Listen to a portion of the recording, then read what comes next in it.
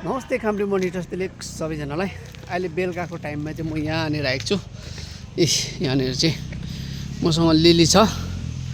लिलीको मालिक चाहिँ अहिले घरमा हुनुहुन्न, त्यसले गर्दाखेरि चाहिँ मैले यसो घुमाउनु ल्याएको है।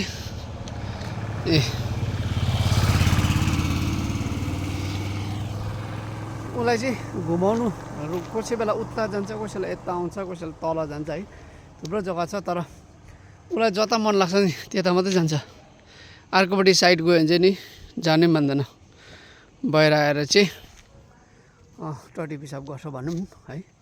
लिली घरमा चाहिँ गर्दैन, एकदम राम्रो डिसिप्लिन छ।